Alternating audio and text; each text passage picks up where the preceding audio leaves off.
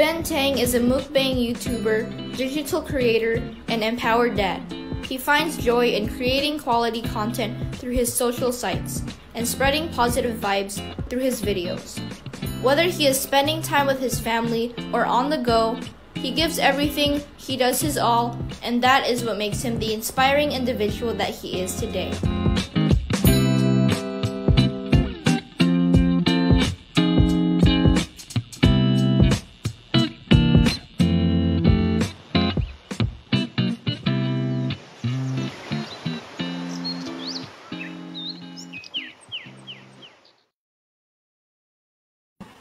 Hi guys, and welcome to another episode of In Love With Me, where we feature inspiring individuals who will share their amazing stories. I am your host, Mafae Velasco, and for this series, our topic is Finding Your Why. For this episode, we have an empowered man. He is the mukbang Tang YouTuber, a digital creator, and also an empowered dad. So without further ado, let's welcome the amazing Ben Tang. Hi, Ben. Long time no see. How you going? Good. I'm so happy that you said yes to being part of my show, which is so relevant and timely because you actually inspire me with all your posts, with all that food. I'm trying to get fit and everything, and then I look at your posts. I'm like, dang it, Ben, I'm gonna go eat, And I've missed Sydney. I've missed everything about Sydney and my friends. Of course, your beautiful wife, Rachel. But before all that, I know everybody's asking who's that and who's who. Can you share with everyone a little bit of your background and how you are the empowered man that you are today? Good question. So I think of empowerment as, taking control and being able to make decisions. And I think I'll just, give you a rundown of, my background. So my parents are immigrants from Hong Kong. They arrived in Australia in the 70s. I have an older sister with the same birthday, 4 years apart. Wow. Growing up was pretty cool. I mean, we were still a minority, going to school with predominantly a lot of white folks, but it was, challenging, but also quite unique. My parents were, didn't have a primary school education. My mum probably only went up to 1 or 2 grade, and my dad dropped out of 4th grade because they couldn't afford it because the number of siblings they had. So they came over here. My dad was a chef. He started working in several Chinese restaurants. My mum was a factory worker. She sewed clothes as well. And then along the way, my dad started opening his own business as a restaurant owner. And just kept on going with different restaurants to restaurants. And that's probably why that whole food, the whole mukbang thing was an influence, because food was part of my life. Working at restaurants, seeing how my dad cooked with the wok and everything like that. My mum makes awesome food as well. She makes all Chinese breads, dumplings, you name it. She makes everything. And they were very strict. Being Chinese parents, they wanted, their kids to be professionals. So, when I was a kid, my dad would always say, you know what, you have to go to university. So he just kept on drilling that in my head. So, of course, I followed his instructions, and I completed a degree in IT. And predominantly worked in IT all my life. Touched on fitness career as well as a personal trainer and a fitness instructor for maybe about 4 or 5 years. And then I came back to IT, and now I'm also doing, creating content for social media. Amazing, Ben. And it's how the world realigns us or reconnects us. And when I did meet you, I think back in high school, and that was years ago, I didn't even know this about you. And it's so inspiring because we have such similar backgrounds where our parents are very inspiring. They also drilled me, but at the end of the day, it was, I guess, for our advantage, for our future families. And I congratulate you for the degree that you were able to achieve. And now you're inspiring people online as a content creator and also influencer yourself. So I want to ask you, how did it start? I mean, I know your parents were in the food business, but how did you gain the courage and confidence to be able to be a YouTuber? Because not everybody can do that. Yeah, that's a very good question. You know, before I started this whole thing creating content about just over about 1 to 2 years. But prior to that, I gave up social media for 5 years. Wow. And the reason is that when I was on, Instagram or Facebook, I used to get very, very anxious, like comparing myself to, people that you don't really see. Like you're probably the person in first grade or something like that, and you compare yourself to their lives, you compare yourself to celebrities, maybe because their body looks good or that girl or that guy is pretty. And I knew that wasn't really healthy for me, so I quit. So I didn't really go on social media. I mean, I still watch YouTube. To me, that's not really social media. But so after 5 years, I remember like there was this guy that probably sneaked in as an ad. His name was Gary Vee. And he was talking about content. He's talking about social media. He's talking about marketing. And yeah, man, that guy, just listening to that guy, and he just inspired me of, what he's accomplished and the strategies that he used that really drew me into this whole social media game. So I purchased one of his books. It was called Jab, Jab, Right Hook. And pretty much studied it. And then like, it's the difference between reading it and actually, executing. So I just took the courage. I reopened my Instagram page and I had to think to myself, so what type of niche I was going to do? And I was thinking to myself, I mean, I know a lot about fitness, but I'm not going to rock a six-pack abs the whole year round. That's just going to be so hard being a dad. So I thought to myself, you know what? I'll go with food because, everyone eats food. It relates to culture and it teaches, a lot about different cultures and ethnicities and stuff like that. And I eat so much food, I've been fat so many times in my life. So I thought to myself, you know what? If I was going to do that, I was like, maybe I can do a mukbang one day. if I eat on camera, I might have the potential to eat food and get paid for it. So that's what I decided with. So then basically, I posted my thing on Instagram. I was so nervous. But then after the first post, it just rolled from there. The next video is like, yep, I have to beat that. My next caption has to beat that. My video angles have to be better. And then I started video editing my videos. And I got really into that. So I started, learning more about videos, video editing, and then, taking pictures. And yeah, and then from Instagram, I started learning how everything worked with the analytics. And I was like, I got this under control and, my following is, growing. But to me, it's not about how much following you have. It's all about like making people happy. Because like, my stuff is pretty lighthearted stuff, you know what I mean? Like, as long as I make someone laugh or smile, I've done my job. Yeah. And you do that. You do that. Apart from making me hungry, you always make me laugh. And what's even more amazing is you have the whole family involved. So we always laugh with rage. And I know Yona's tuned in. Hi, Yona. Thanks for encouraging Ben to be part of In Love With Me because his story is so amazing.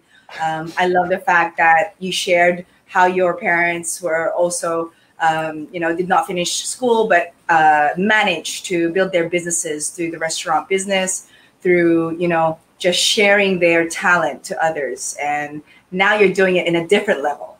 You're touching lives with food through social media and also through your content creation talent.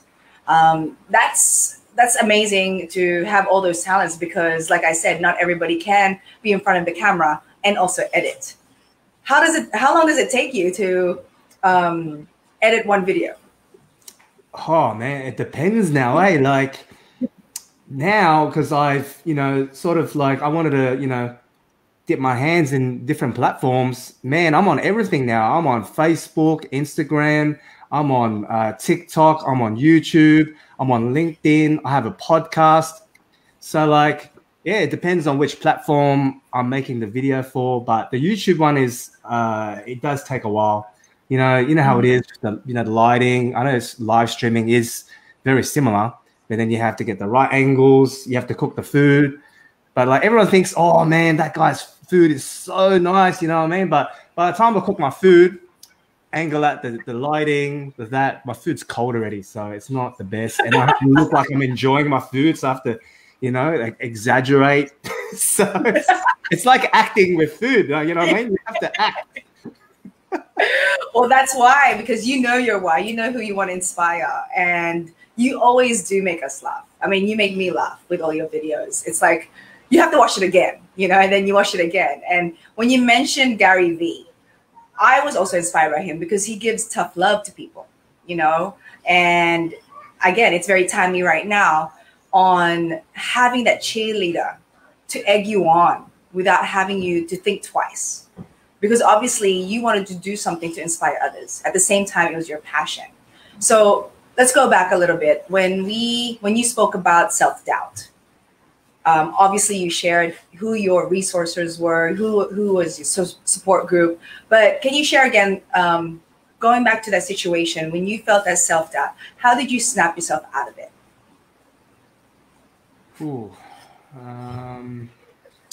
I think in order for me to continue what I'm doing now from day one, from that first Instagram post, I wouldn't have been doing it if I don't love doing it, or I don't have a passion for doing it, or have an interest. You know what I mean? It's all taking on the challenge, of being better, one video at a time. Because if I was not passionate about it or not happy about it, then I wouldn't be doing it. So I think it's just, it's myself, I guess. I mean, you have these, these mentors or people who are specialized in the industry, and they're good. They give you that little insight, little hacks here and there. If you don't have the passion to do it, and if you don't do it, then you're going to let yourself down. Yeah. No, that's true. You have to believe in yourself first and foremost. And speaking of that, I know your last post, or your recent post, is a little bit serious. And like I was mentioning to you offline, I really respect that the honesty that you shared with your followers, or even your friends and family that did not know what you were going through. What gave you the courage to share your story? And can you share with everyone tuned in, what was your last post about?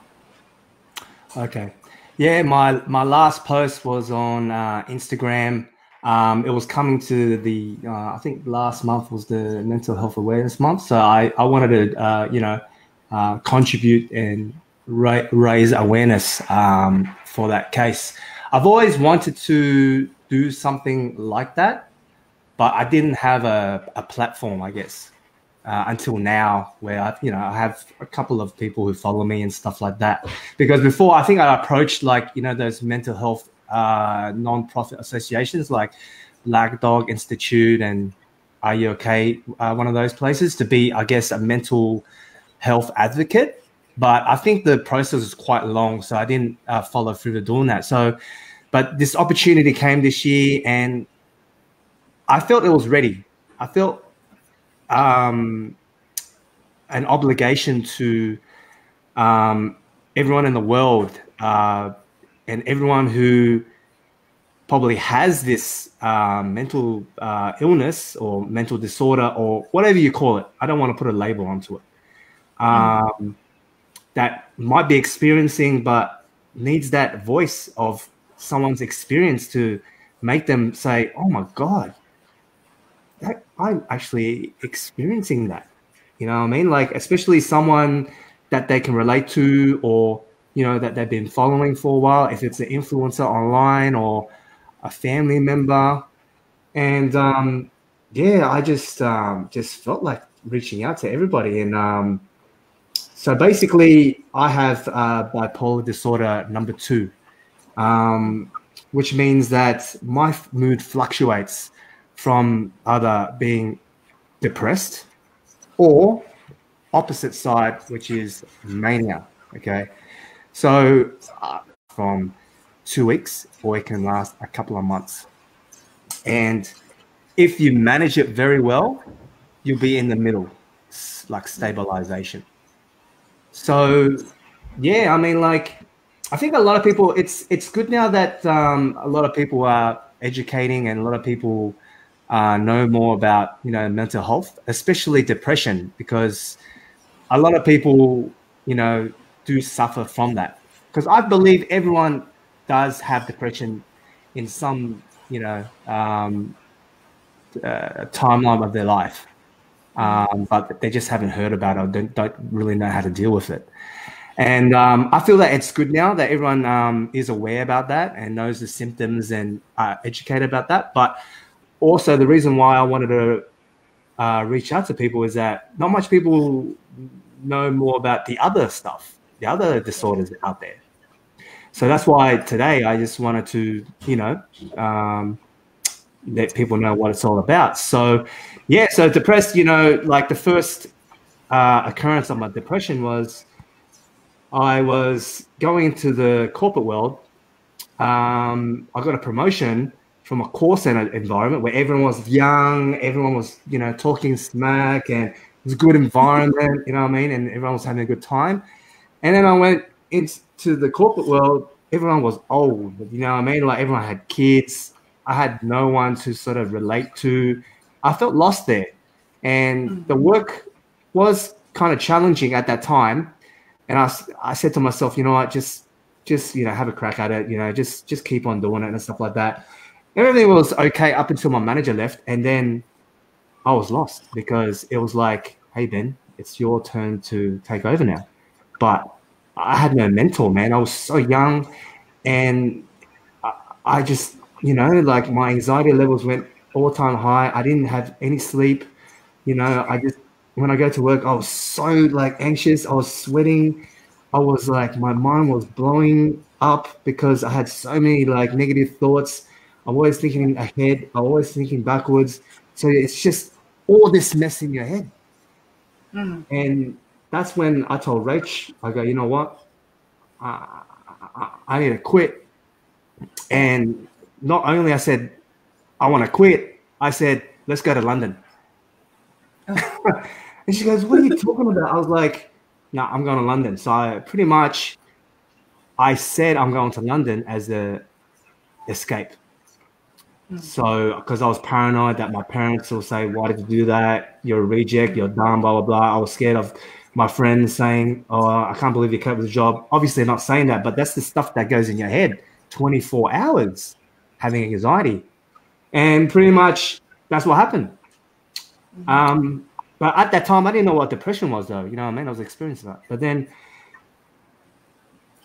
skip a couple of months, got to London, and things just switched like that. Like, not straight away, but I noticed that I was happy. I was getting happy.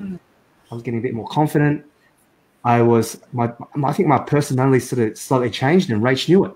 She was like, why is this guy so confident? Why does this guy want to hang out with all these people all the time? Why does this guy want to drink until he gets very, very drunk? And why does this guy always wants to go out? That's what I wanted to do. I wanted to meet people. I thought I was this mad place. I was in London. I'm in heaven right now. You know what I mean? So like, what happened was, we had arguments, and we broke up over there. And this is when things got crazy. I pretty much, like abused, alcohol. I drank. I went out every night, and I'll seriously sleep about 1 or 2 hours a night, because when you're in that state, the mania state, what I'm talking about, all you want to do is you want to be in the action. You want to be a part of life. Every single hour that you sleep, you're missing out on life because you're high.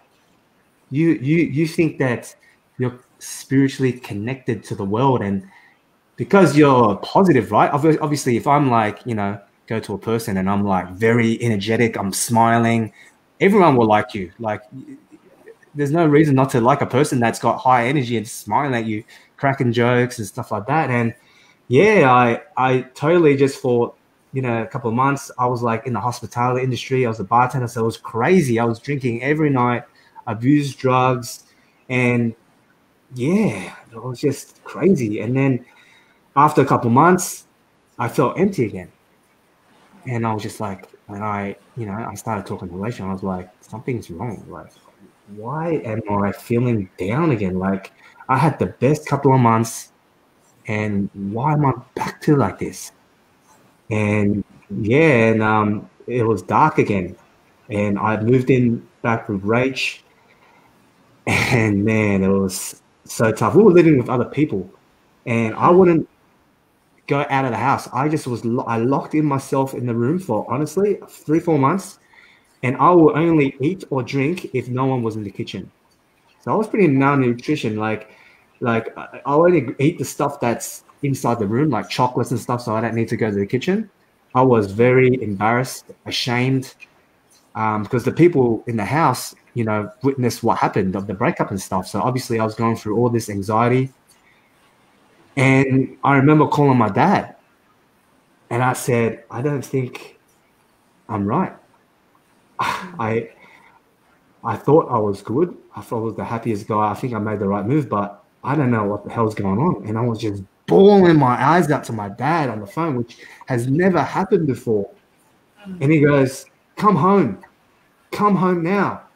And I was like, I was tossed because I didn't want to go home because my friends are going to say, why did you come home? You failed. You came home too early, this and that. And then I'm thinking, I can't stay here because these guys in the house think I'm a loser. So, man, my mind was going mental. So finally, I booked a trip home, got to the airport, got my behind back to Australia, and it felt better. But that's when I was diagnosed with depression. And at that time, I didn't like that psychiatrist. At that time, I didn't trust him. And I didn't trust the stuff that he gave me as well, like the medication. And I just stopped seeing him. And I said to myself, and I said to my dad, I don't need these. I don't need these pills. I was being very ignorant. I just don't need this. So yeah, I didn't need the pills. And then Rachel came home, and then it cycled up again. I went up again, it broke up, and then came back down again, and up and down again. So it's happened like 4 or 5 times, but yeah, it's just very tough, that those different cycles, because yeah, there's a lot of funny stuff, but I don't want to go through it because it's such a long story. But yeah, I think I'm pretty covered it. Yeah. No, but I love that. Not everybody can share what you've been through, and I'm pretty sure there's a lot of people that are going through the same thing.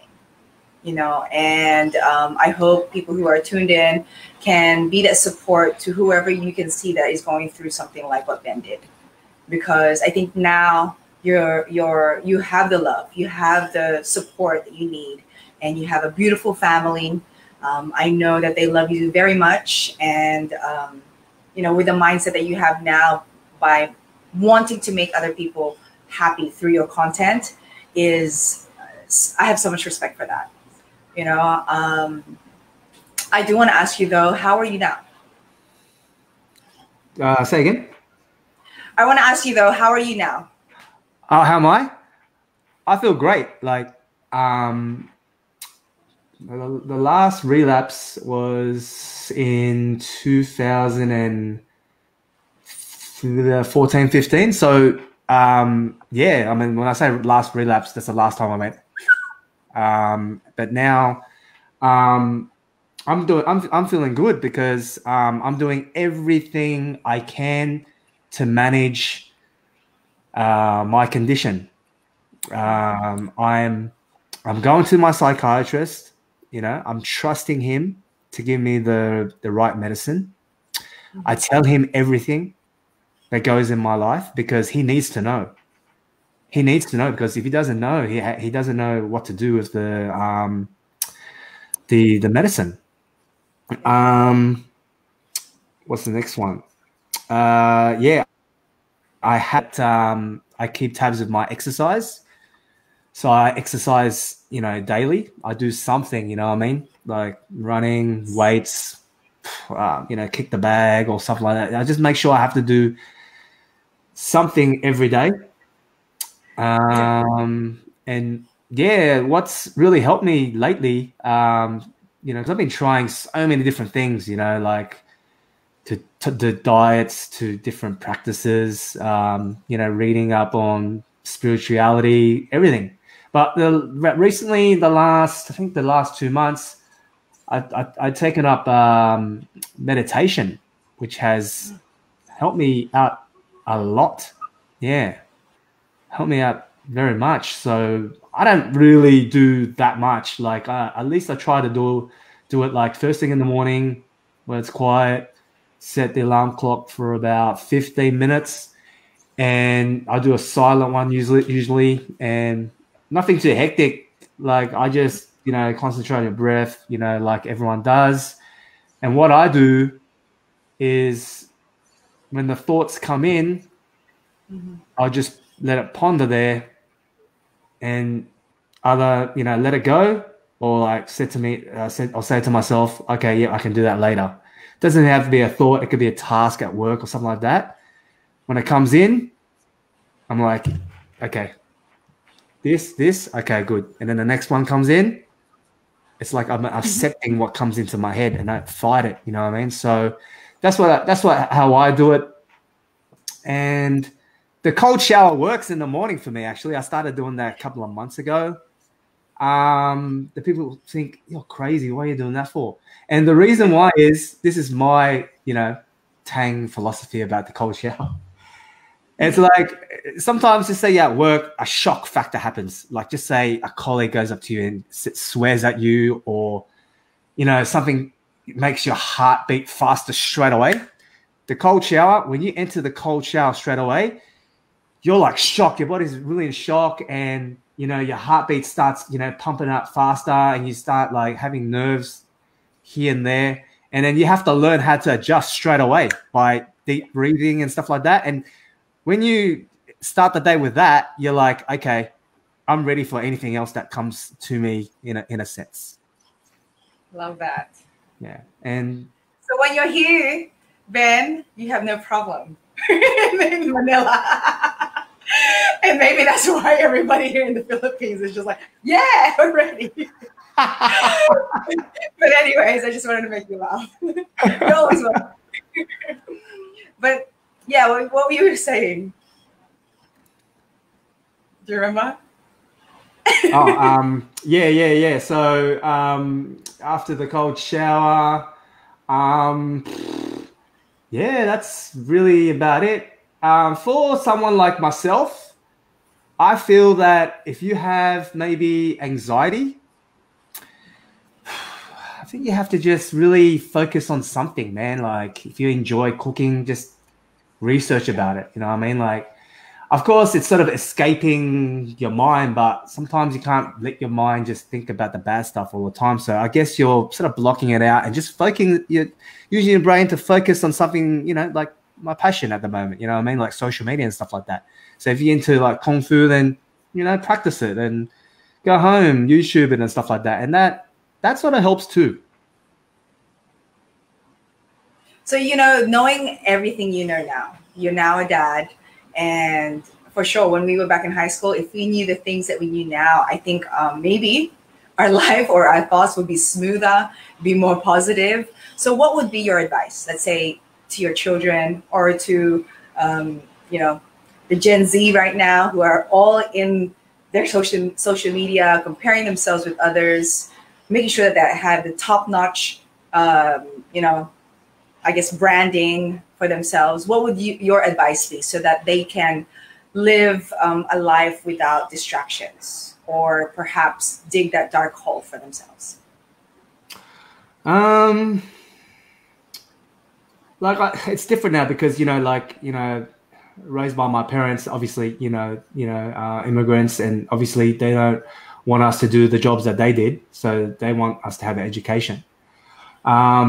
I can see the world's changing now in terms of education and, how you apply for jobs. Like I see a lot now that you don't need experience you don't need a degree. As long as you have like a what's it called? Like a portfolio to prove that you've done stuff et cetera, et cetera. So like, I'm not really pushing my kids to go to university. I just want them to, just whatever they want to, pursue, to just go for it, man. Like, that's why I reckon, like, people like myself, I don't say everyone else, is that, you're quite hesitant because, in the back of my mind, it's like, oh, you should stay in IT, My dad's like, still stay in that job, stable job, get a salary, save your money, buy a house, this and that. But, it's changing now. So especially with the Gen Z and the whole online personal branding era, I feel that, anyone can do anything these days because of the internet. I mean, look, I'm talking to you and you're in the Philippines, I'm in Australia, real time. And It's like, people are watching this, hopefully. And it's just, information is just out there. So I'm just going to tell them, man, if you want to do it, just do it. If you want to find out more about it, just do it yourself. Don't ask me. Just do your research. You know what I mean? So just do it now. It's just easy now. There's no middleman now. It's so much easier to everyone's on laptops, on the devices. You only just need a phone and you can create content. You don't need to have the best phone. You can start making content right now with your freaking iPhone 6 or something. You know what I mean? So if you just want to do something, just go for it, man. You sound like Gary Vee, but really you're Ben. I love it. I love your transition. I love your journey, and I love the fact that you're being very transparent with your success, with your family, with what you're passionate about, because that's what they need to hear. And that's the reason why I also created this platform. And my children alone, the reason why I built my company is because I believe in creatives. Right? I believe that they can make a living with their creative talents. And I think like the two of us, we have parents who I guess wanted the best for us and only knew that either the medical field or the engineer or IT was the only way we were going to survive. So I'm really happy to know that you're also encouraging your own children and others to build a life where they're happy and also create their passions into, a dream, into reality. And I think that's really the focus, especially right now for the young ones. So I want to ask you, I have a few more questions, but what is your memorable video that you have posted on YouTube so that we can go watch it again?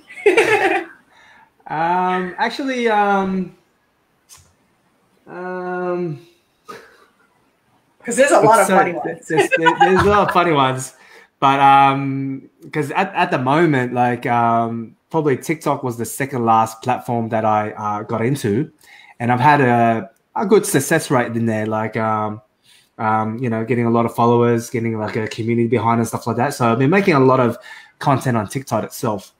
But there's a couple of when coronavirus started happening, I got both my sons involved in this coronavirus zombies series. Yes. So they just with their guns, they go, oh, let's hunt for these corona zombies outside. And yeah, that's a very funny one because it's got the whole family involved. But Rach, I try to get involved as much as I can. She's been involved in a handful of videos. She doesn't like getting into it because all her workmates follow me. So, when we make a video, she gets so much slack at work. So we love you, Rach. You're such a superwoman for supporting your man, no matter what. And that's an amazing wifey right there. So yeah, that's just to add on that. I can't emphasize enough. Like Rachel has been there from the beginning of this whole journey of my bipolar disorder. She's been so tough, and I can't believe she must have loved me so much to be there for me, even though we were broken up, taking me back like freaking like 3-4 times. I am so blessed to have this incredible, strong woman because not only now she has to take care of me, she has 2 kids. So yeah, she's got 3 kids now. So I just give it up to her of what she's done for me as a husband, as a boyfriend, as a soulmate. Oh man, I just get chills of I just can't explain. Yeah. Well, I'm sure she's smiling from ear to ear. So there you go, Rach. She said it on live streaming, so you cannot erase this. You can But kudos to you, Rach, and also you, Ben, because not only have you inspired me, you have inspired the world. This interview will be seen by many people, and you have just given everybody light, and I appreciate that. So, of course, my topic for this series is finding your why. So, for your last question, please share with everyone, what is your why, and what inspires you for with pursuing that. Yeah, I mean, whys change throughout your life, and my why is to see my boys grow up as old as they can be. Also, spend as much time with my parents, because they're retired now, and there's not much time left. So it's all about family now. You know what I mean? Like, when we were smaller, we were independent, we were single, we didn't have kids. We could be selfish, but now you have to be selfless and be a good role model, and you have to be responsible. So that's my why. I love it. Thank you, Ben. Again, please invite everyone where they can find you. And, guys, I do encourage you follow Ben and all his social media platforms, because not only will he serve you inspiring content, you will laugh and maybe cry because you will just laugh. But go ahead, Ben, invite them to your... all right, guys, take a pen and paper right now because it's quite long. Okay, so my name is Mukbang Tang, okay? And you can get me on Instagram, Facebook, YouTube, TikTok, LinkedIn, and hit me up on the podcast. I'm on Spotify and also Apple. I only got about 32 followers, but don't be shy. I know if you guys into that ASMR mukbang stuff and you want to hear me eat with the you love it. Don't worry, guys. I'll have all Ben's handles in this caption of this interview so that you can find him. By clicking on those handles. So again, Ben, thank you so much. Rach, love you. Let's get together virtually and celebrate life together and catch up more. So everyone on Facebook, thank you a lot, and please tune in for my next episode. So other inspiring people to join us. And you know what to do. Actions speak louder than words. And thank you for tuning in this episode. So love you. Thank you. Thanks, Ben.